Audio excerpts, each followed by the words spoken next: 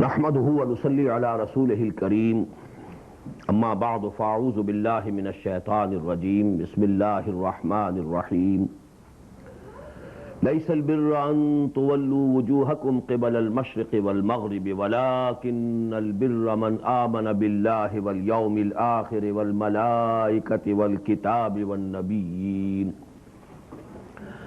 وآتى المال على حبه ذوي القربى واليتامى والمساكين وابن السبيل والسائلين وفي الرقاب وأقام الصلاة وآتى الزكاة والموفون بعهدهم إذا عاهدوا والصابرين في البأساء والضراء وحين البأس أولئك الذين صدقوا وأولئك هم المتقون صدق الله العظيم رب اشرح لي صدري ويسر لي أمري واحلل عقدة من لساني يفقهوا قولي اللهم ربنا ألهمنا رشدنا وأعذنا من شرور أنفسنا اللهم أرنا الحق حقا وارزقنا اتباعه وأرنا الباطل باطلا وارزقنا اجتنابه آمين يا رب العالمين. You must be remembering that in the last session we read a few translations of this grand ayah of the Quran, that is Ayat al-Bir, ayah number 177 of Surah al-Baqarah, translated by Muhammad Barbaduk Pikthal, Allama Muhammad Asad, and lastly Maulana Madudi. Then I made 4 preliminary points and also said that with these 4 preliminary points, the real essence or the lesson of this ayah becomes very complete and very evident and very clear. First point, that this is one of the larger and bigger ayat of the Quran. As compared to Surah Al-Asr, it is 3.5 times more in volume. In size, it's more than 20 surahs of the Quran.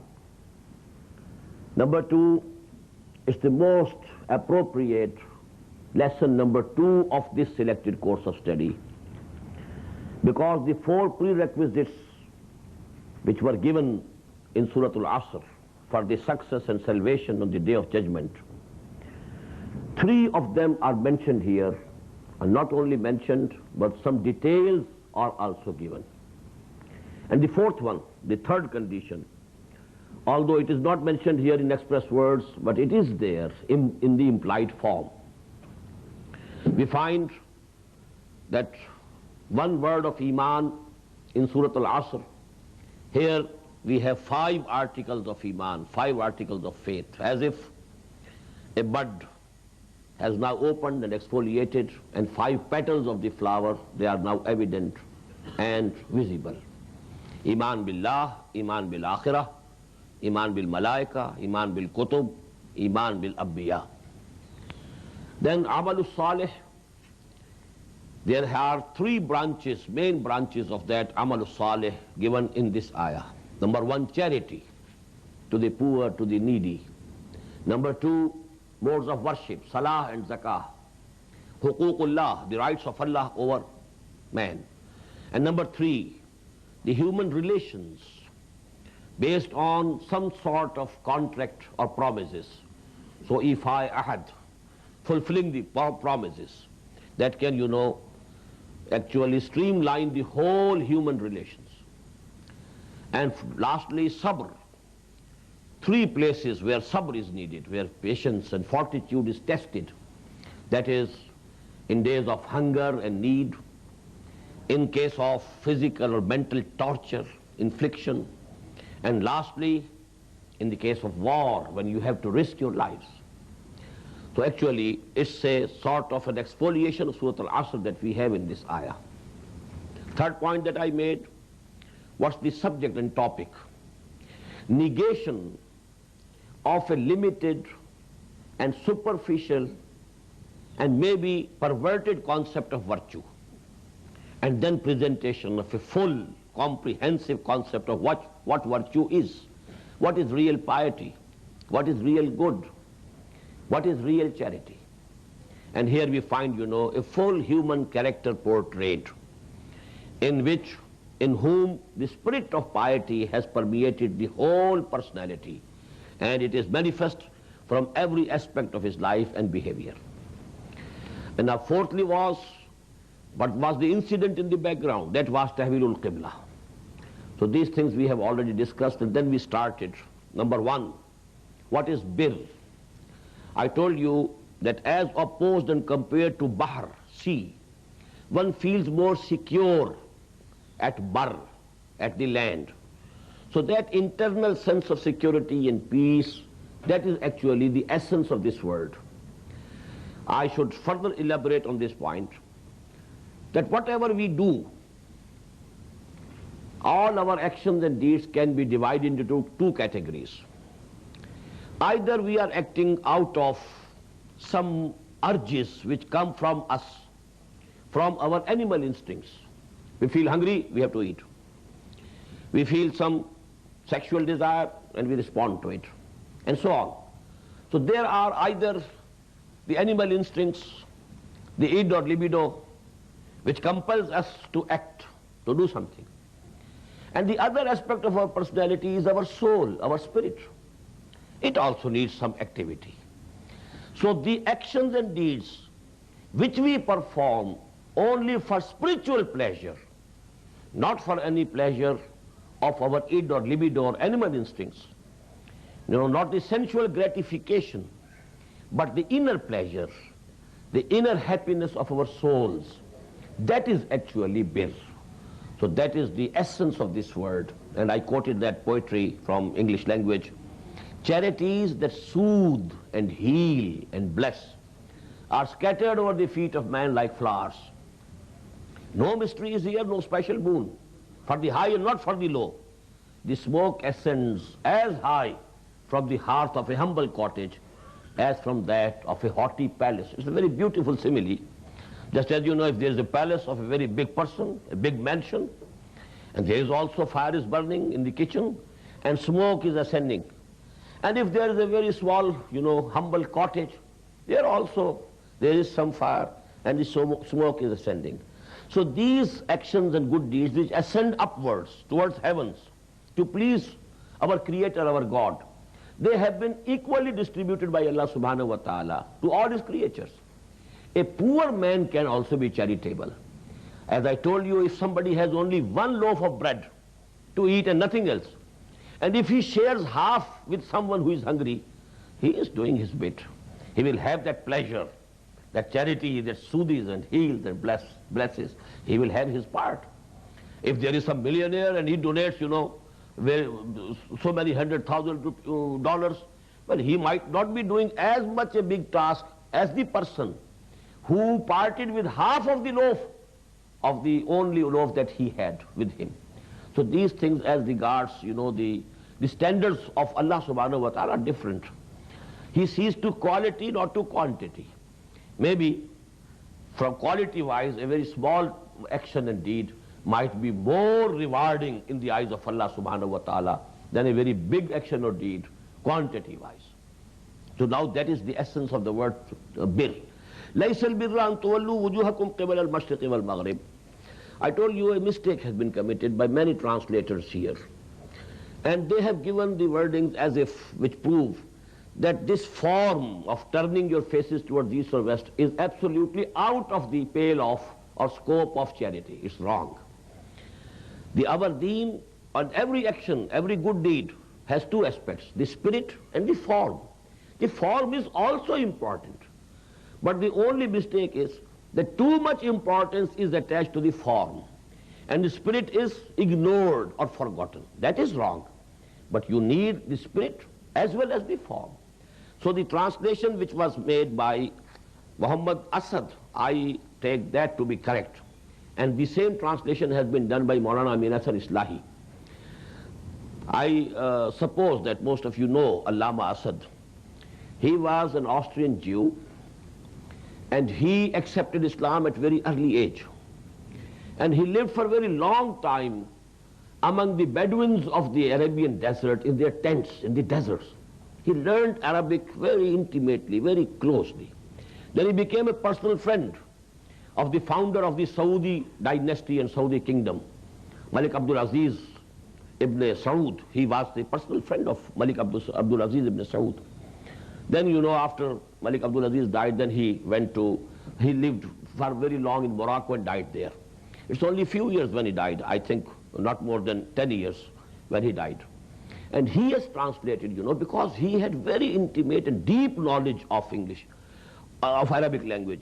Although there are some, you know, misinterpretations due to his, you know, Western thinking and Western upbringing, some points he has misinterpreted, no doubt, especially about riba. But the translation that he has done, as far as I have seen, mostly his translation is most correct and to the point. And here he has used the word, the piety does not consist in turning your faces towards the east or the west, but truly pious is he who believes in God. So actually we should say that the real piety, real virtue is not turning the faces towards the east or west. But this act is included in piety. It is also included in the Sharia. You have to face in the direction which the Sharia has decided for us to face in praying. So, لَيْسَ الْبِرَّ أَن تُوَلُّوا وُجُوهَكُمْ قِبَلَ الْمَشْرِقِ وَالْمَغْرِبِ. I can't go into details of the grammar rules which tell us that this is the correct translation and the other one that is generally done is wrong. But I have that before me, but I don't think these things can be understood here, because in nominal clauses, you know, which are composed of two things, the subject and the predicate. The subject is usually marfu and it is marfa with alif lam. And predicate in Arabic is usually, it is nakira, it is common noun, not proper noun, and it is also marfa.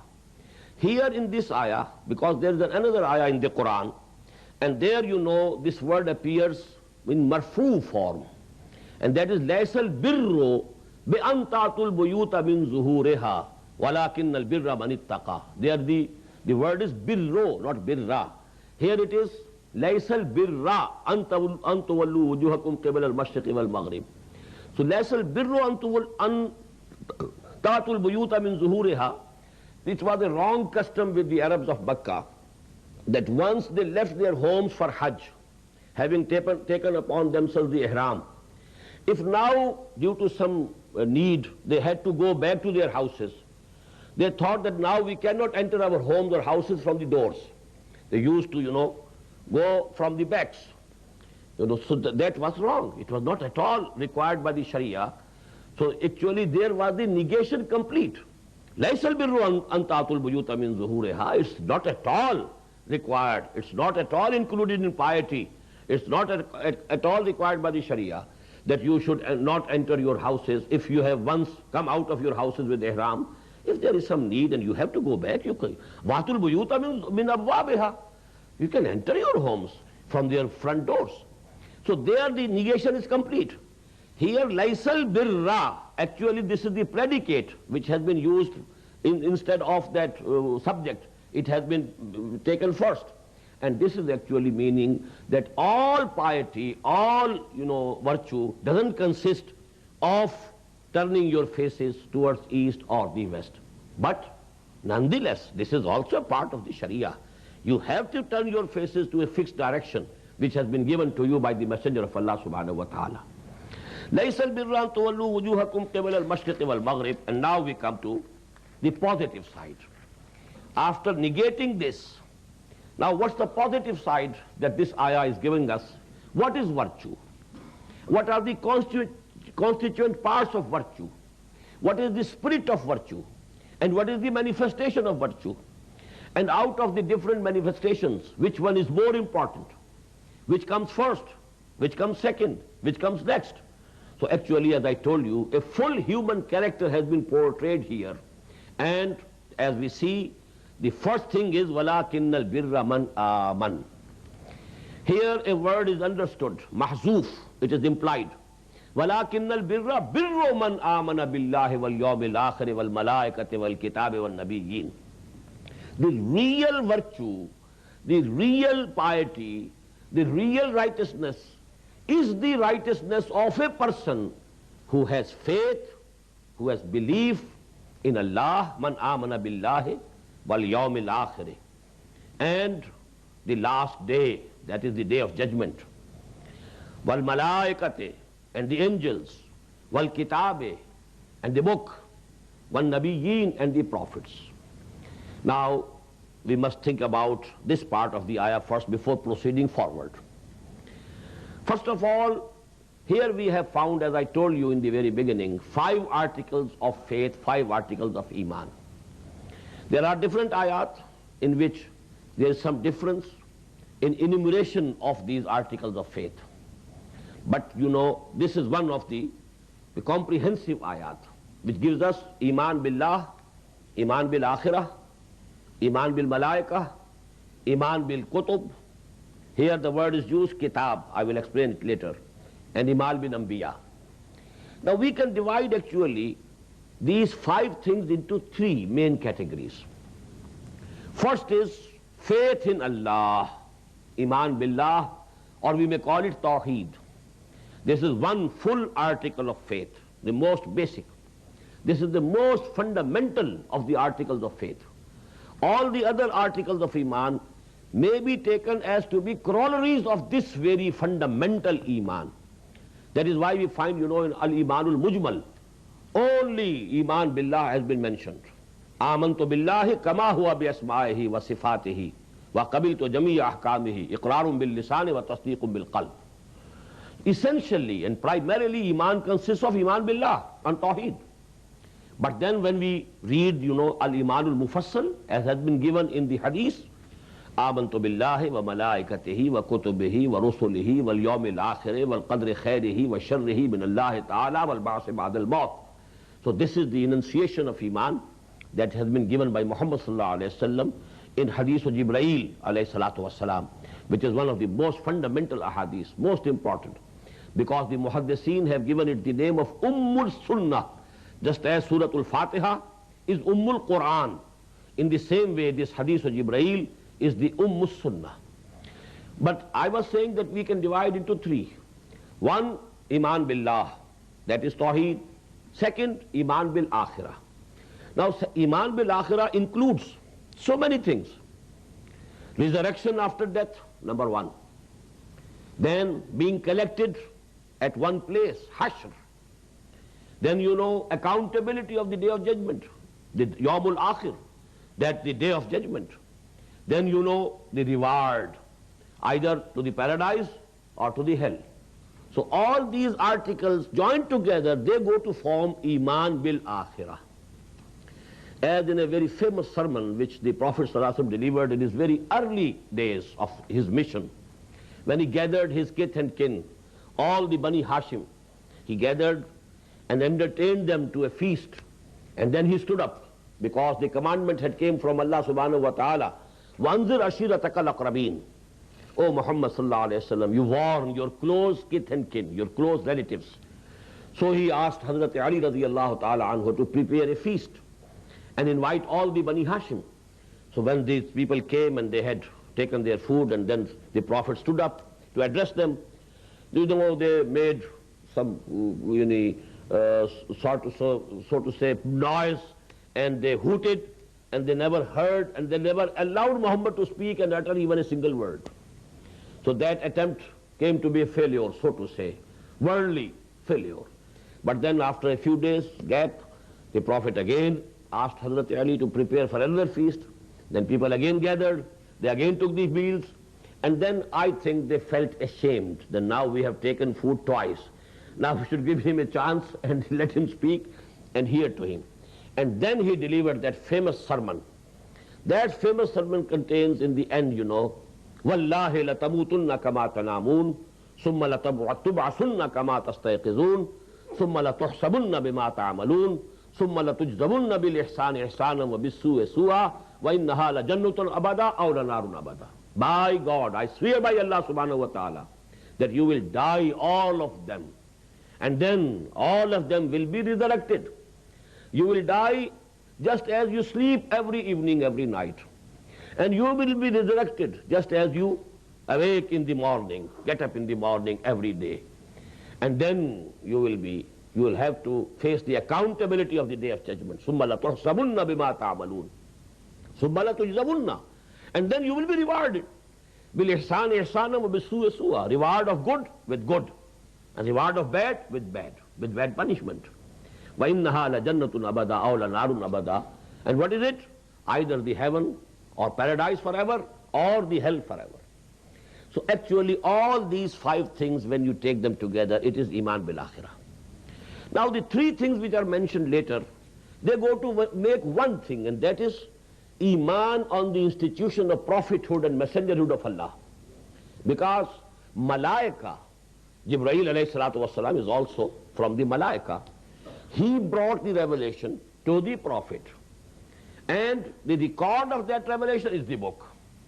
So the angel who brought the revelation, the recorded revelation in the form of a book, and the person to whom that revelation came, these things, 3 things, they are, joined together in one, and that is Iman bil Risala.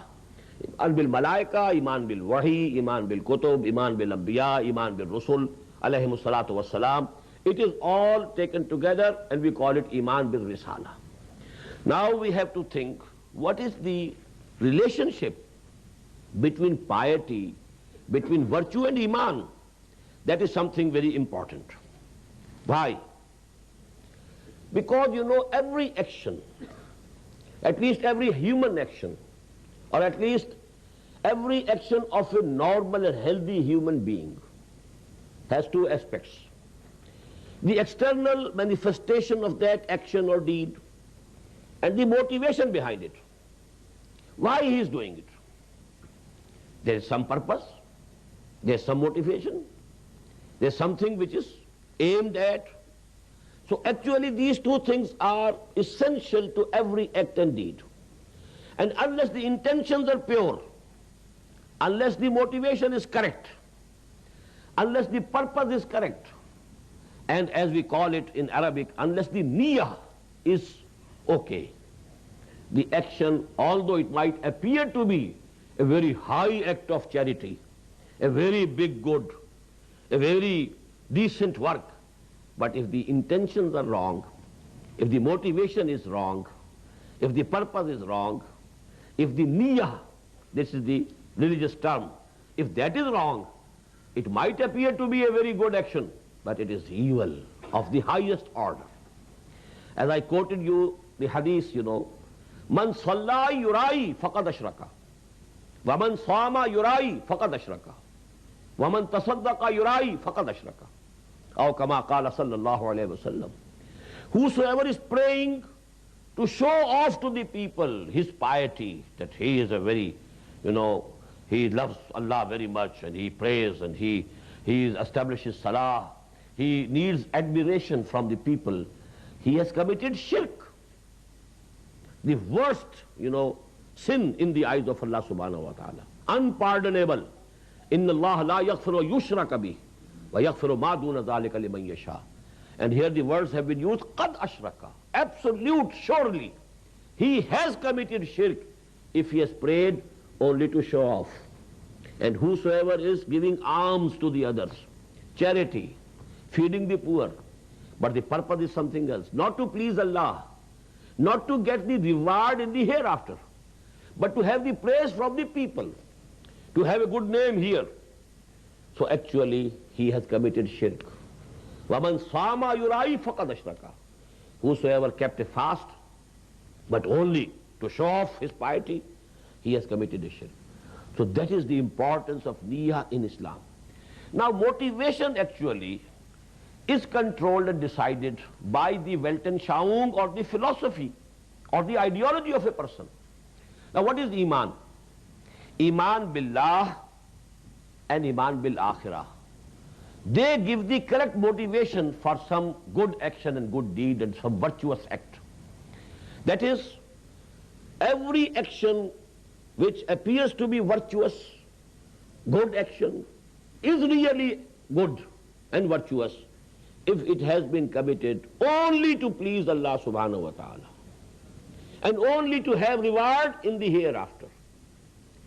If you want some reward here, now it's a trading, it's business, it's investment. It's not the bill that Allah subhanahu wa ta'ala would like and accept from you. Only the pleasure of Allah subhanahu wa ta'ala. And reward, if you need, only the reward in the hereafter. If such is the purification of the intentions and the motivation, then it is really a good action. It is real bill in the eyes of Allah subhanahu wa ta'ala. And if it is the case is to the contrary, then it might be a very big good act, but it has no weight in the balance of Allah subhanahu wa ta'ala on the day of judgment. That is why, we have a very famous hadith, and it has been reported by Hazrat Umar radiyallahu ta'ala. And this hadith is so important, and it is held in such a high esteem by the muhaddiseen, all the people mostly who have collected ahadith in books. They start with this hadith. First of all, this hadith. Hazrat Umar radiyallahu ta'ala anhu says that the Prophet said, "Innamal a'malu bin niyat, wa innama likulli imri'in ma nawa. Faman kanat hijratuhu lidunya yusibuha, aw imra'atin yankihuha, fa hijratuhu ila ma hajara ilayh. Wa man kanat hijratuhu lillahi wa rasulihi, fa hijratuhu lillahi wa rasulihi." Muttafaqun alayh. It has been accepted by both Imam Bukhari and Imam Muslim rahimahumullah. So most authentic hadith, and the reporter Hazrat Umar radiyallahu ta'ala. And this hadith, what is it saying? The basis and acceptability of any good deed, good action is on the basis of the niyyah, the purpose, the intention, the motivation. Innamal a'malu bin niyat, wa innama likulli imri'in ma nawa. And everybody would get from his action and act and deed what he had intended. What the intention he had, he will get only that thing. And now there is an example. فَمَنْ كَانَتْ هِجْرَتُهُ إِلَى اللَّهِ وَرَسُولِهِ فَهِجْرَتُهُ إِلَى اللَّهِ وَرَسُولِهِ. What was hijrah?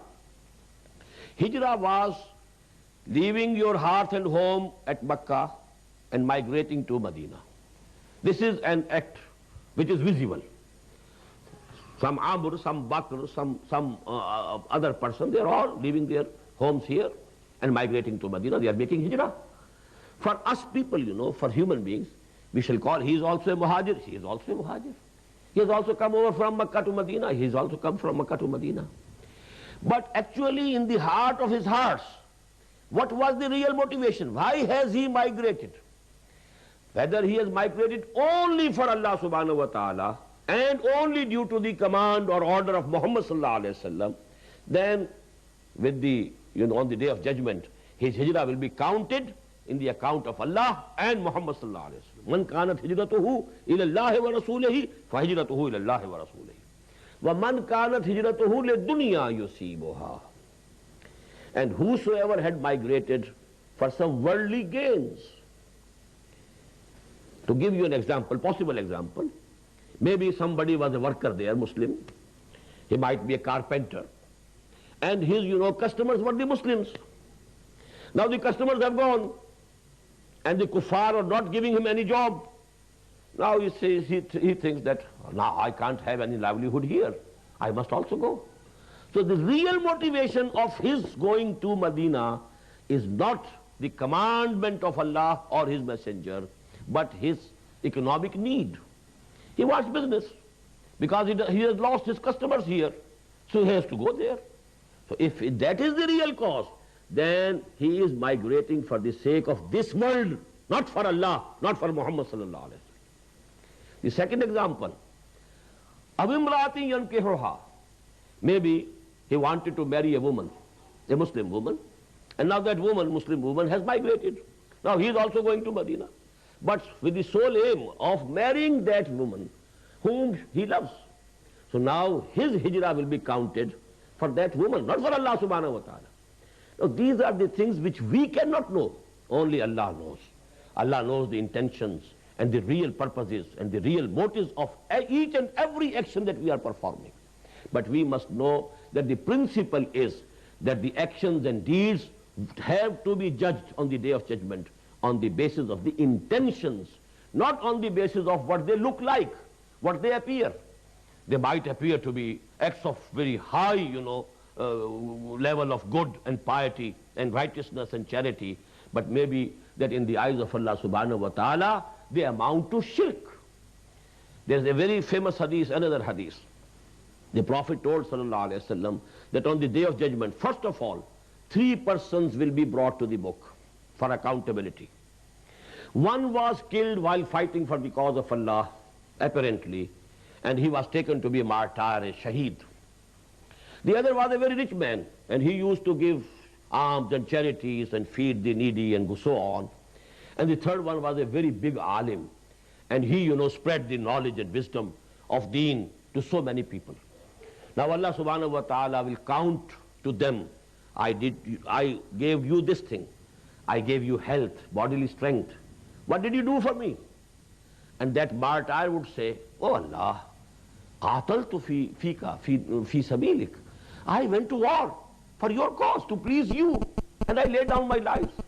And Allah would reply, kazabta, you are telling a lie.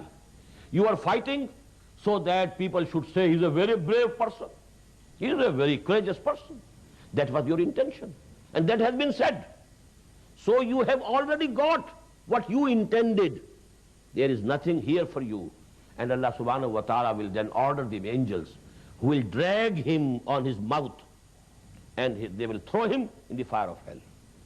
The same thing would happen to the person, who was rich and who was distributing alms and charity to the needy. The same would be the fate. You did this. You wanted that there should be praise for you. He is a very merciful person. So actually, he will also be thrown in the fire of hell. And the same to the alim. You did this so that it should be said that he is a very big alim, he is a very knowledgeable person. What about his knowledge? And it has been said. What you needed, what you wanted, what you aimed, that has been given to you already. Now here is nothing for you. So actually this is the very fundamental thing, that motivations are most important, and motivations can be rectified only through iman. If you have deep iman, living iman, burning iman, pulsating iman, a conviction, then all your intentions would be only to do some good deed, only to please Allah, only to have a reward in the hereafter. But if you are earning money for your livelihood, well, this is also halal. You are doing through halal means. But you don't call it a charity. You don't call it a virtue. You are providing for your family. That is halal. You will be rewarded for that also. But virtue and birr is something else. Birr and virtue will be only that act, that deed of a person, what he is performing and committing only to please Allah subhanahu wa ta'ala, and to have reward only in the hereafter. So that is actually the basic connection between iman and this discussion about virtue. There's a saying of Socrates. He said, knowledge is virtue and ignorance is evil. And this is correct, because true knowledge is iman. True knowledge, correct knowledge, is the knowledge of Allah subhanahu wa ta'ala, is the knowledge of resurrection and hereafter. So it's very much in consonance with what I have been saying on the basis of the Ahdees. Knowledge is virtue, and ignorance, because you don't know what is going to be the fate of your life, that you will be resurrected. You don't know Allah, you don't believe in Allah. It's ignorance. It is jahala, it is jahiliyyah. Actually, out of this jahala and jahiliyyah, only evil can come out. Nothing good can come out of it. The good can come out only out of knowledge, and knowledge, true philosophical knowledge, which we call iman. Now, as you can see, analyze, by the iman of Allah, we have a positive as well as a negative motivation for action. Positive, out of love for Allah. You love Allah, and Allah loves that you should do such and such acts. But it is out of love for Allah, if it is a positive motivation. And again, fear, that you have to stand one day before your Lord. Amma man khafa maqama rabbihi wa nahan nafsa anil hawa. So there is positive as well as negative motivation, both. And in the hereafter, in the iman on hereafter, again we have the positive. If you want to enter hell, it's negative. If you want to enter paradise, it's positive. If you want to enter paradise, you have to do good deeds. Otherwise, if you are doing bad deeds, you will be thrown in the fire of hell. So this motivation is provided by iman. Now the third article of faith, that is iman bil risala. Is there any relationship between this discussion on virtue and iman or faith in the prophethood, messengerhood, institution of wahi? There is. Because you know, as I told you time and again, that every spirit needs some form for its manifestation. Now this form is given to us by the messengers of Allah subhanahu wa ta'ala. A model, a balanced model. Because it so happens many a times that even a virtue, a good intention, if it goes and grows out of proportion, it becomes evil. You know monasticism, what is monasticism? People left their homes and hearts, went to some caves. There they are worshipping. They have no families. But this was out of good intention, not bad intentions. They wanted to love Allah. A person, you know, he leaves the comforts of home life and he leaves the comforts of the civic life and he goes to the jungles, to the woods, to the caves, to the tops of the mountains. He's worshipping. He's making tapasya there. What for? It's out of love for Allah. But you know, because this thing has grown out of proportion, it has become imbalanced, because we need a balance. You have to fulfill the obligations towards your body also. The Prophet said, Inna li nafsika alayka haqqan, wa inna li zawjika alayka haqqan, wa inna li zawrika alayka haqqan. There are rights of your wives upon you. You have to fulfill the rights of your wives. Your body has also rights over you. You have to fulfill the rights of the body. You have to feed it. Don't starve it. It's actually, Allah subhanahu wa ta'ala has given you as a trust. You have to use it so that you can earn His pleasure. You can do good deeds with this body. You have to maintain it. You have to maintain it with halal, not haram. And you have to give it its due. Inna li nafsika alayka haqqan, wa inna li zawjika alayka haqqan, wa inna li zawrika alayka haqqan. Your visitors have rights upon you. You must greet them with smiling faces. You must talk to them. They have rights upon you. You know, it so happened, Hazrat Abdullah ibn Amr ibn al-As radiyallahu ta'ala anhuma. It's a very strange phenomenon. The father Amr ibn al-As was a big warrior and conqueror and a politician and a statesman, Amr ibn al-As, who conquered Egypt and who was the governor of Egypt in the days of Hazrat Umar radiyallahu ta'ala. But his son Abdullah ibn Amr ibn al-As, he was a very pious person. He used to keep fasting every day without, you know, any interruption, every day. Then he used to stay standing all the night praying Allah, not sleeping even for a second. Now the reports came to the Prophet ﷺ that he is overdoing this. So he asked him, Ya Abdullah, awalam ukhbar annaka taqumul layla wa tasum an-nahar. I have been informed. Rather the translation exact would be, have I not been informed that you keep standing whole night and you are fasting every day? And he replied, Bala ya Rasulullah, this is so. And the Prophet said, La tafal, don't do it. Fa inna li nafsika alayka haqqan, wa inna li zawjika alayka haqqan, wa inna li zawjika alayka haqqan. Your body, your nafs has also rights upon you. You have to fulfill those rights. Your wife has rights upon you. You have to fulfill those rights. Your friends, your relatives, they have rights upon you. You have to fulfill those rights also, complete also. So actually this balanced view can be given only by prophets.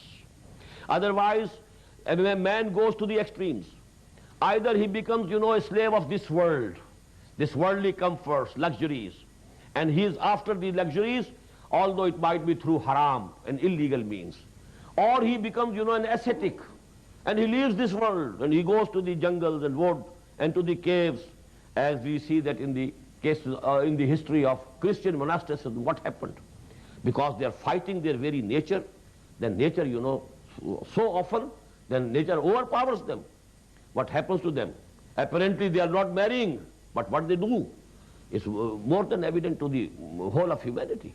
Because this is a call of nature, this is an instinct that Allah subhanahu wa ta'ala has produced in man. It needs its fulfillment. So the Sharia has given you the right way and right path of fulfilling your animal instincts also. So you have to be balanced in your attitude. It happened in the life of the Prophet sallallahu alaihi wasallam that three, Salasu Rahtin, there is a hadith, you know, in Bukhari, Sahih al-Bukhari. Three persons came to the wives of the Prophet sallallahu alaihi wasallam, and they inquired about how many, you know, days he spent in Psalm during the month, Nafl, additional, voluntary, and for how long he used to pray during the night. Now the life of the Prophet was an open book. There was no secret about it. The wives told them that this is the condition. He sleeps also, you know, and he prays also. And sometimes he is fasting, sometimes he is not. So they thought it's not enough. But then they said, because he is a prophet, he is messenger of Allah, he is masoom, he has not committed any sin, and even if he has committed any mistake, Allah subhanahu wa ta'ala has already pardoned him and excused him for any error, any mistake that he might have committed. But this much, you know, ibadah, this much amount of worship is not sufficient for us. We are very sinful people, we need more ibadah. So one of them said, I will never marry. I love Allah subhanahu wa ta'ala, no wife, no children, none to disturb me. The other said, I will keep standing the whole night, always. I will never, for even a second, I will lie on my cot or bed. The third one said, I'll be keeping Psalm every day without any break. The news came to the Prophet sallallahu alaihi wasallam. He became very angry. He called them. And he said, Wallahi inni la atqakum. I am the most pious amongst you. Don't think you can exceed the limits of my piety. But my sunnah, my practice is that I do pray at night and do sleep also. And I have married. I have wives. Not only one wife, I have wives, number of wives. And I fulfill their rights also. And then, you know, sometimes I keep the voluntary fast and sometimes I don't keep it. So, woman, whosoever doesn't like, man raghiba an sunnati falaysa minni. Take it from me. Whosoever turns away from my sunnah, he is not from amongst me. He is not my ummati. He is outside my ummah.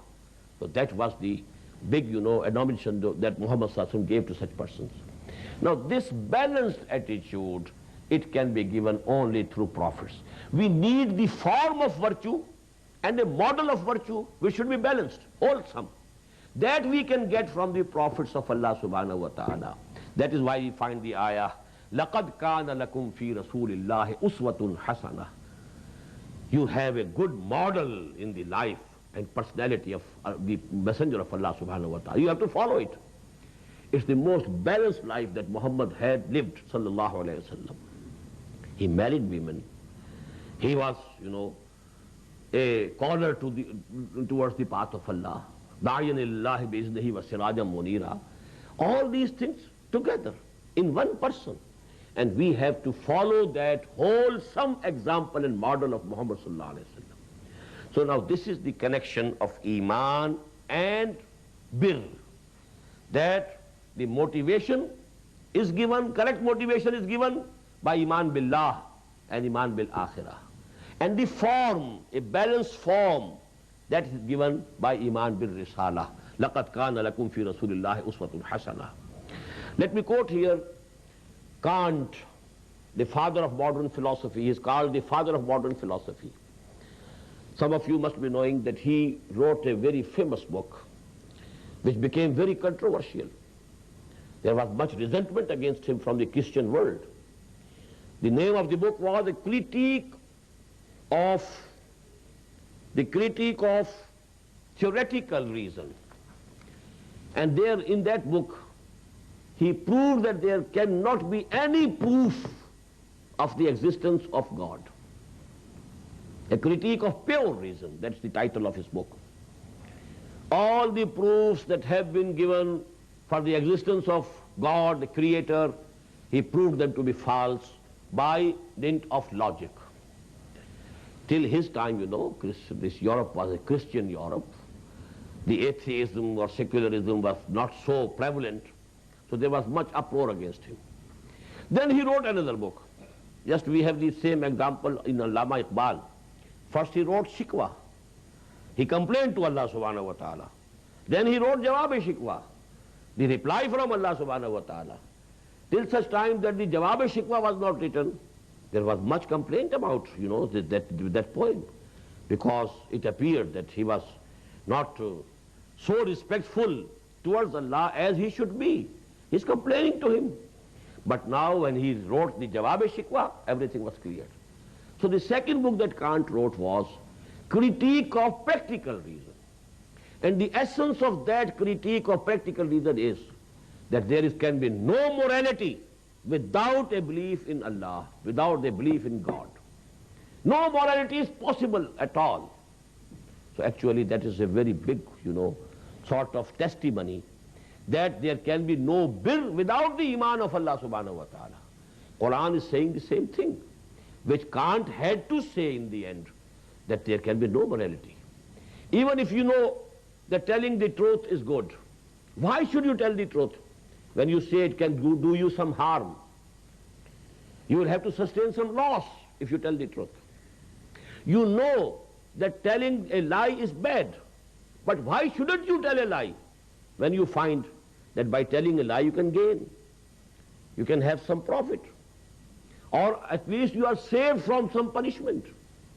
Just tell a lie and you are saved of some punishment. So what is the motivation that will compel you to tell the truth and not to tell a lie, although the conditions, you know, they are what I explained? The only motivation can be that Allah likes me to tell the truth. Allah loves truth. Allah will reward me on the day of judgment if I tell the truth. Allah doesn't love the liars. Allah doesn't like that the lie should be told. Allah will punish me on the day of judgment if I tell a lie. And when a person knows that the punishment of the hereafter is much greater than the loss that I will have to sustain here if I tell a lie, well then, you know, his attitude would be that he will tell the truth, whatever may be the result here, and he will not tell a lie, whatever may be the consequences here. Because this world is limited, this life here is going to end one day, maybe tomorrow, maybe the very next moment it is going to end. But that life is eternal. So Iman Billah, Iman Bil Akhirah, they give the firm foundation to morality. Even if you believe in ethical laws, even if you have some concept of moral values, you need some motivation to have a moral attitude in life. And that motivation, you know, cannot be got except through Iman. All the other things, you know, the hedonistic idea of ethics and, you know, the utilitarian theory of ethics are all false. Actually, the only basis, the foundation stone of moral life can be belief in Allah. Actually, Quran uses more the belief in the hereafter as the foundation of this attitude of man in this world. Because in the Surah Alaq, after the first ayat, first five ayat which were revealed as the first revelation they came to Muhammad sallallahu alaihi wasallam, then we have three ayat which are very profound, very important regarding the Iman bil Akhirah. Kalla innal insana la yatgha. It's the general observation. Man does commit injustice. He is inclined to do injustice. Kalla innal insana la yatgha. He exceeds the limits of justice. Why? Ar-ra'ahu istaghna. Because he finds himself that nothing bad or injurious comes to him here. I've told a lie, I don't get even a blister on my tongue. I'm eating haram and I don't have any pain in my tummy. So actually this world is governed by physical laws, not moral laws. That is why, you are tempted. You go on eating haram and you are going on saying the false things from your tongues because no harm is coming to you immediately. But the remedy is, inna ila rabbika ruj'a. You have to return to your Lord. If you have this faith, then the problem is solved. If you keep in your mind that although by telling a lie, I'm not going to sustain any pain here, there will be no blister or boil on my tongue. You know that by eating something which is haram, there will be no pain in your tummy. But you know that on the day of judgment, you'll have to have the punishment. If you have that faith, then you will take to the right attitude and not take to any wrong way. So that in 3 ayat, the whole philosophy of Iman bil Akhirah has been summed up. Kalla innal insana la yatgha ar-ra'ahu istaghna inna ila rabbika ruj'a. I think this should be sufficient for our discussion about this part of the ayah. لَيْسَ الْبِرَّ أَن تُوَلُّوا وُجُوهَكُمْ قِبَلَ الْمَشْرِقِ وَالْمَغْرِبِ وَلَكِنَّ الْبِرَّ مَنْ آمَنَ بِاللَّهِ وَالْيَوْمِ الْآخِرِ وَالْمَلَائِكَةِ وَالْكِتَابِ وَالنَّبِيِّينَ. I promise that I will discuss the word kitab. Al-kitab, first of all, when you add alif lam to some nakira, kitabun, and it is changed into al-kitab, it is an asloob of hasr. All the books are included now. And number 2, actually all these books that were sent down, they were, so to say, the former editions of this very book, Al-Kitab, Al-Quran. They were the former incomplete editions, preliminary editions. Torah was the edition of Al-Kitab. But now, because the human knowledge, human level of understanding and consciousness has increased, man has undergone a very long process of social evolution. Now this Al-Huda, Al-Kitab has also undergone that evolution, and now final edition is Al-Kitab, Al-Quran. So both meanings we can have. So all these things are the articles of the faith. And after that we find وَآتَ الْمَالَ عَلَى حُبِّهِ ذَوِي الْقُرْبَى. Now after the mention of Iman in this ayah, we have the practical or actual manifestations of this spirit of Iman. If there is Iman within you, now it will manifest itself in an attitude, in a behavior, which has been described here. And the most important point is that the first manifestation of Iman that is mentioned here, the first and foremost, is charity. Not salah. It's very noteworthy. Although we know that after Iman and Shahada, the most important thing is salah. Buni al-Islamu ala khamsin. Shahadati Allah ilaha illallah wa anna Muhammadan Rasulullah wa iqami salati wa ita'i zakati wa sawmi ramadana wa hajjil bayt. But here the matter is different. Salah and zakah are coming after that. وَآتَ الْمَالَ عَلَى حُبِّهِ ذَوِي الْقُرْبَى وَالْيَتَامَى وَالْمَسَاكِينَ وَابْنَ السَّبِيلِ وَالسَّائِلِينَ وَفِي الرِّقَابِ وَأَقَامَ الصَّلَاةَ وَآتَى الزَّكَاةَ. Now this is the kalam of Allah, as I discussed in the very first lecture that I delivered here. Everything is important and decisive, meaningful. Nothing is without any meanings. Nothing has come here per chance. It's all intended with the intention of Allah subhanahu wa ta'ala. So actually this is to show that when the discussion would be about the pillars of Islam, after Iman will come Salah. But when the discussion is about charity, about birr, about righteousness, about virtue, now the sequence is different. After Iman, the first thing is that you should have the sentiment and emotions, and you should have sympathy with other fellow beings. You must feel yourself stirred up from within if you see someone is hungry. If you can feed him, and if you don't feed him, although you can feed him, you might be a very pious person otherwise, but you are not a barr. You are not a virtuous person in the eyes of Allah subhanahu wa ta'ala. From the point of view of the discussion on virtue and piety, first of all is human sympathy, public service, do good to others. As the Prophet said, khairun nas man yanfa'un nas. The best among people are those who help others, other people, who benefit others, others get benefits from them. They are the best of the people. And there is the other hadith also. The Prophet said, sallallahu alayhi wa sallam, man yuhramu rifqa faqad hurima al-khayra kullahu. Whosoever is deprived of this sympathy has been deprived of all good. There's no good in him whatsoever. If he is not a sympathetic person, he's stone-hearted, he's cruel, he's not moved at seeing a person, a fellow being in pain, in need, although he has the capacity to help him, he has the means to feed him, he can provide them with clothing, but if he is not doing it, he might be anything. Let me quote the ayah, the first ayah of the fourth part of the Quran. It's Surah Al-Imran, ayah number 92. لَن تَنَالُوا الْبِرَّ حَتَّى تُنْفِقُوا مِمَّا تُحِبُّونَ. It's most relevant and pertinent to the discussion of this ayah. The same word, bir. لَن تَنَالُوا الْبِرَّ.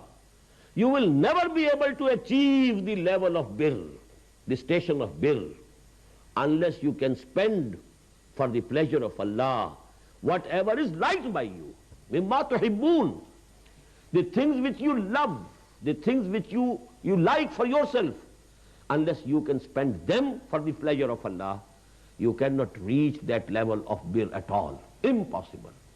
You know, the negation by this word, lam, noon, lan tanalul birra, it's very so categorical, very emphatic. Impossible. No way. You cannot have any part, any portion of bir unless you have the capacity and capability of spending your beloved things, the things which you love, you like for yourself. Unless you can spend those for the cause of Allah and for the pleasure of Allah, you cannot be called a bir. You cannot have any bir. You can't be called a virtuous person. لَن تَنَالُوا الْبِرَّ حَتَّى تُنْفِقُوا مِمَّا تُحِبُّونَ. And I infer from this that a person who is miserly, who is without this kindness of heart, who is not sympathetic towards his fellow beings, he might be a very big scholar, he might become a mufassir, he might become a muhaddis, he might become a mufti, he might become anything, but he cannot be virtuous according to the verdict of Quran. This is a categorical statement, but I dare make it, because this is the essence of this ayah. لَن تَنَالُوا الْبِرَّ حَتَّى تُنْفِقُوا مِمَّا تُحِبُّونَ. A miserly person who loves wealth, who doesn't spend his money, his wealth, his belongings for the benefit of humanity, and he keeps it. جَمَعَ مَالًا وَعَدَّدَهُ يَحْسَبُ أَنَّ مَالَهُ أَخْلَدَهُ وَيْلٌ لِكُلِّ هُمَزَةٍ لُمَزَةٍ. Woe to him. For him it is doom. وَيْلٌ لِكُلِّ هُمَزَةٍ لُمَزَةٍ الَّذِي جَمَعَ مَالًا وَعَدَّدَهُ يَحْسَبُ أَنَّ مَالَهُ أَخْلَدَهُ كَلَّا لَيُنبَذَنَّ فِي الْحُطَمَةِ. He will be thrown in the fire of hell. So actually these people who don't have that sympathy, who can't spend their money for the benefit of their fellow beings, the people who are needy, people who can be helped but they don't help them. Well, they can be anything. They may be worshippers, they may be standing throughout the night worshipping Allah, they may be anything, but they cannot be virtuous in the eyes of Allah according to this verdict of the Quran. لَن تَنَالُوا الْبِرَّ حَتَّى تُنْفِقُوا مِمَّا تُحِبُّونَ. And that is why out of the practical manifestations of the spirit of virtue, the first and foremost was وَآتَ الْمَالَ عَلَى حُبِّهِ ذَوِي الْقُرْبَى وَالْيَتَامَى وَالْمَسَاكِينَ وَابْنَ السَّبِيلِ وَالسَّائِلِينَ وَفِي الرِّقَابِ. We shall continue this discussion tomorrow, inshallah, and I think we need another hour to complete our, thinking about this ayah, al-azimah al-mubarakah. بارك الله لي ولكم في القرآن العظيم ونفعني وإياكم بالآيات والذكر الحكيم.